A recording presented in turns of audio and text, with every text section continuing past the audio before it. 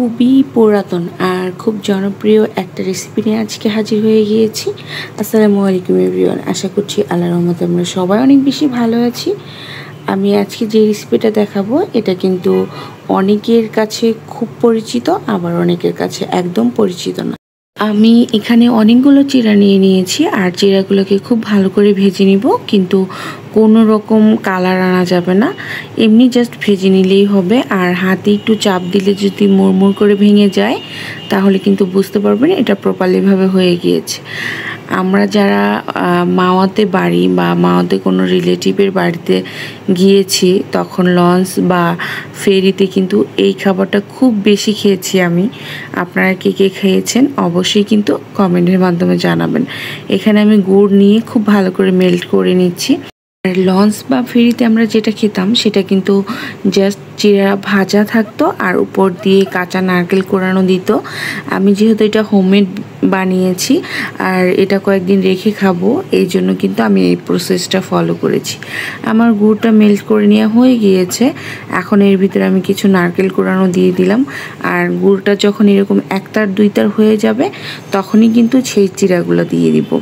আর হ্যাঁ, গুড়টা কিন্তু প্রপারলিভাবে হতে হবে, না হলে কিন্তু চিড়াগুলো কিন্তু পরে একদম মচমচা থাকবে না, এই জন্য এদিকে একটু খেয়াল রাখবেন। আমি এখন খুব ভালো করে মিক্স করে নিচ্ছি।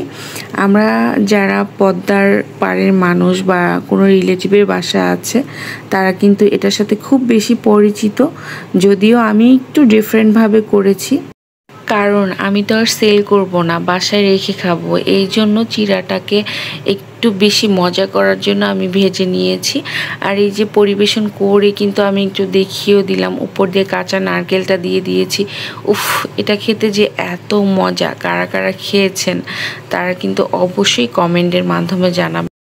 আর লঞ্চ বা ফেরিতে হয় কি, আপনার নারকেলের সাথে একটু চিনি মিক্স করে দেয়, চিড়াটা একদম ফ্রেশ থাকে। আমি যেহেতু বাসায় ট্রাই করেছি, কেননা একটু ডিফারেন্ট করব, তাই জন্য এইভাবে করে নিয়েছি। এটা কিন্তু অনায়াসে এয়ারটাইট বক্সে রেখে 5-6 দিন খাওয়া যাবে, কোনো ঝামেলা হবে না। আর যখন ইচ্ছা তখন কিন্তু খাওয়া যাবে। আমার খুব বেশি পছন্দের ছিল, ভাবলাম এখন তো আর ওইভাবে খাওয়া হয় না, এখন তো আর লঞ্চ ফেরিতে যাওয়া হয় না, বাসে যাওয়া হয়ে গিয়েছে, সেজন্য।